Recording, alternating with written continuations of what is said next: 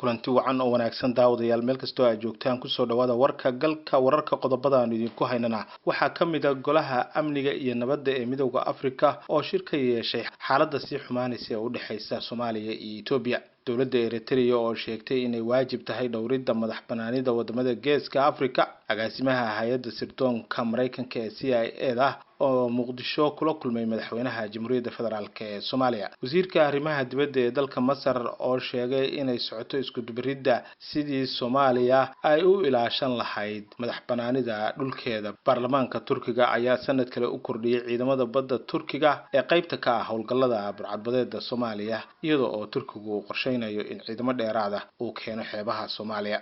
ra'iisul wasaaraha Itoobiya ayaa doonaya in uu kulan uu la qaato madaxweynaha Jamhuuriyadda Federaalka Soomaaliya iyadoo madaxweynaha Xasan Sheekh Maxamuudna uu arintaasi uu ku gacan sayray. shirka urur goboleedka IGAD oo la filayo maalinta berita inuu ka qabsoomo dalka Uganda iyadoo oo dowladda Itoobiyana ay banaan joog ay ka tahay. gudoomiyihii hore ee dhinaca amniga iyo siyaasadda maamulka gobolka Banaadir Cali Yare Cali waxaa la sheegayaa in lagu xiray dalka Kenya. qodobadaas iyo qodobo kale oo xiiso leh ayaa idinku haynaa war hadaad ku cusub tahay channelka subscribe noo saar facebookana noo follow garee si aad u heshid mar walba wararka iyo akhbaaraadka halkan aan soo dhigayno. aan ku bilownay golaha amniga iyo nabadgelyada midowda Afrika ayaa shir ka yeeshay xaalka sii xumaanaya oo u dhaxeeya Jamhuuriyadda Federaalka ee Soomaaliya iyo waliba dowladda Itoobiya kaas oo ku baaqay in deganaanshaha la ilaaliyo. waxaana madasha lagu dhageystay aragtida wakiilada labada dal. golaha ayaa sheegay in ay waajib tahay dhowridda madaxbanaanida dhuleed iyo badeed ee dalalka qaaradda Afrika sida ku cad xeerka midowda Afrika iyo kuwa caalamiga ah. waxayna sheegeen in xiisadda hadda loo baahan yahay in hoos loo dhigo. dhanka kale waxa ay midowda Afrika ay Soomaaliya iyo Itoobiya ay u magacaabeen ergey cusub oo ay doonayaan inuu dhexdhexaadiyo madaxda dowladda federaalka Soomaaliya iyo waliba madaxda dowladda Itoobiya.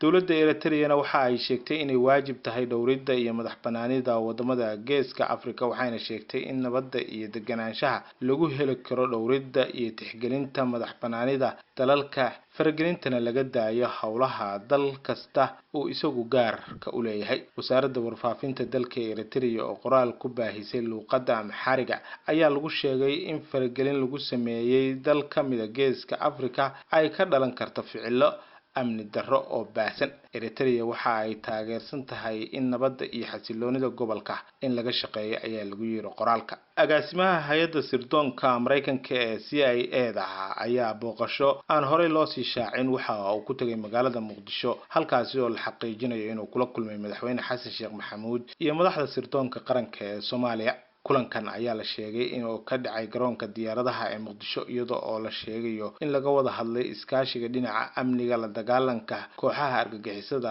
waxaana booqashadani ay qayb ka ahayd socdaal uu wadamada gobolka uu ku marayo labadii maalin ee ugu dambeysay waxa uu ku sugnaa dalka Kenya. wasiirka arrimaha dibadda ee dalka Masarna waxa uu sheegay in ay socoto isku dubaridda sidii dhinaca Soomaaliya loo siin lahaa tababarada iyo taageeridda ay u baahan yihiin taasoo suuro gelinaysa in ay Soomaaliya gaarto awoodna ay u yeelato ay ilaaliso madaxbanaanideeda dhuleed iyo mideeda badeed intaba. wasiirka arrimaha dibadda ee dalka Masar ayaa sheegay in Soomaaliya ay gacan ka siinayaan sidii ay dhulkeeda badda iyo cirkaba ay awood ugu yeelan lahayd in ay dhulkeeda ay ilaashato. baarlamaanka dalka Turkigana waxa uu sanad kale u kordhiyay ciidankiisa badda ee ku sugan xeebaha Soomaaliya kuwaasi oo inta badan ka qayb qaata howlgallada burcadbadeedda xeebaha Soomaaliya inta badan ka dhacda iyadoo oo Turkigu qorsheynayo in ciidamo dheeraad ah uu geeyo xeebaha Soomaaliya iyadoo xiisadan Itoobiya iyo Soomaaliya ay u dhaxaysana ay taagan tahay. waxaase la sheegayaa in dowladda Turkiga iyo dowladda Soomaaliya galaan heshiis dhinaca amniga ah sidii haddii Itoobiya ay damacdo inay soo fargeliso xeebaha Soomaaliya ay dowladda Turkigu ay gacan u siiso dowladda Soomaaliya. xogo hoose oo la helayana waxa ay sheegayaan in dowladda Itoobiya qaasatan ra'iisul wasaaraha dalkaasi Itoobiya uu codsi u dirsaday madaxweynaha dalkaasi Uganda Yoweri Museveni isagoo oo codsaday in lala kulmiyo madaxweynaha Jamhuuriyadda Federaalka ee Soomaaliya mudane Xasan Sheekh Maxamuud. mudane Xasan sheekh maxamuud ayaa waxaa la sheegayaa inuu ku gacan seeray codsiga gaarka ah ee Abiy Ahmed kaasi oo uu soo dhexmarsiiyay madaxweynaha dalkaasi Uganda Yoweri Museveni. xasan sheekh ayaa diiday kulankaasi gaarka ah maadaama uu aaminsan yahay in Soomaaliya ay doodeeda soo saari karto miiska la wada joogo halka Ethiopiana la fahansan yahay in aysan u lahayn in miiska ay keento doodeeda maadaama ay ku gaftay oo ay xadgudub dhinaca midnimada iyo madaxbanaanida Soomaaliya ay ku kacday. Ra'iisul Wasaaraha dalkaasi Ethiopia ayaa ilaa iyo hadda ka dhuumanaya inuu si shaacsan uga hadlo duulaanka tooska ah ee uu ku soo qaaday biyaha Soomaaliya iyo heshiis beenaadkii ay ku gaareen magaalada Addis Ababa isaga iyo Muuse Bixi. inay Ethiopia diiday inay timaado fagaarayaasha caalamka iyo waliba shirarka caalamka ee gobolka ayaa waxa ay ka dhigan tahay in ay dareemayso ciriiri siyaasadeed waji gabaxna ay kala kulantay beesha caalamka. balse taasi bedelkeeda Soomaaliya ayaa rabta in fagaarayaasha caalamka ay kaga shanqariso sida gafka ah ee Ethiopia doonayso inay faragelin ay ugu samayso madaxbanaanida Soomaaliya. shirka loo madlan yahay 18 bishan oo biri ku beegan ayaa imaanaya xilli dawladda Soomaaliya ay diblomaasiyad ahaan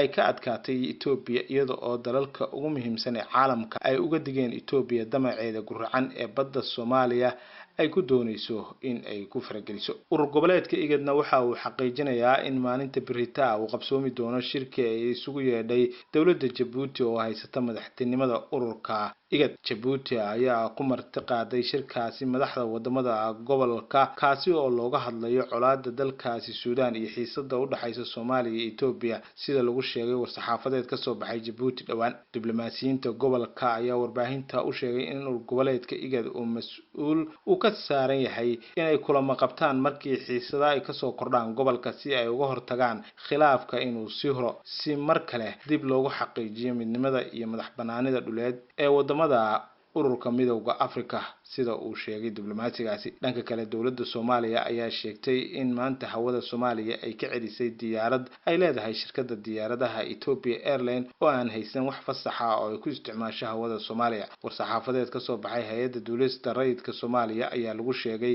in diyaaradaasi oo lambarkeeda duulimaadku uu ahaa ET 8372 ay u socotay magaalada Hargeysa ayna waday wafdi heer sare ah oo uu hogaaminayay ra'iisul wasaare ku-xigeenka dalka Ethiopia halkaas oo la doonayay in lagu dhameystiro heshiis beenaadkii iyo is-afgaradkii ay hore u gaareen. magaalada Nairobi ee dalkaasi Kenya waxaa la sheegayaa in gudoomiyihii hore ee amniga iyo siyaasadda ee maamulka gobolka Banaadir Cali Yare Cali halkaasi lagu xiray.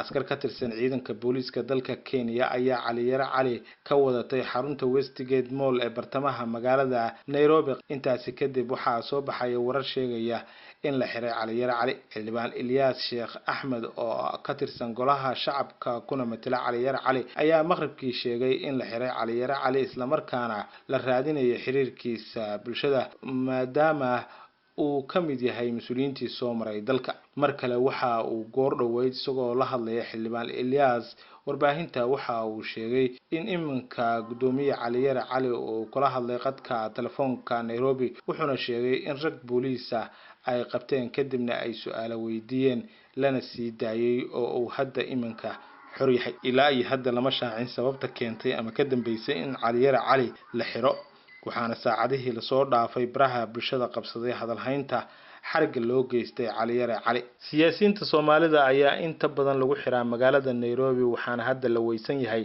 wasiirkii hore ee amniga Jubbaland Cabdirashiid Janan oo hal toddobaad la laayahay iyadoo lagu waayay magaalada Nairobi ee dalka Kenya. waxaa maalmihii la soo dhaafay soo baxay in Cabdirashiid Janan la dilay balse ilaa iyo hadda ma jirto cid shaacisay xaqiiqada warkaasi ah in la dilay iyo halka uu ku sugan yahay midnaba.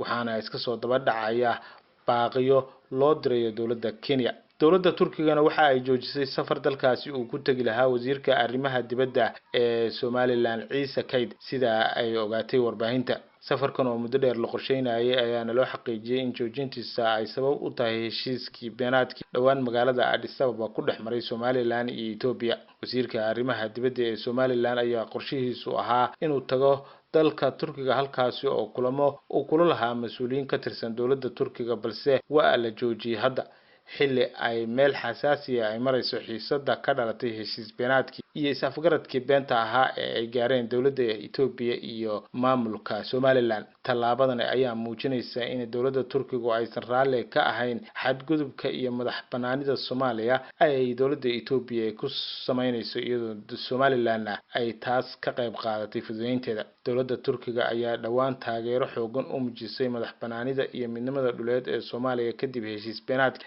ay la gashay Somaliland. Dowladda Ethiopia is-afgaradkii Somaliland ay ku sheegtay in marin biyood 20 kiiloomitir ah ay ku siinayso Ethiopia muddo 50 sano ah, halka Ethiopia ay Somaliland u fidinayso aqoonsi. Inkastoo Ethiopia aysan weli dhankeeda xaqiijin, ayaa waxaa si weyn uga hor yimid caalamka iyo Soomaalida intaba. warkii kala socoteen galka wararka waa naga intaa daawadayaal. fadlan haddii aad nagu cusub tahay channelka subscribe noo saar, page-kana noo follow garee si uu dad badan u gaaro. mahadsanid.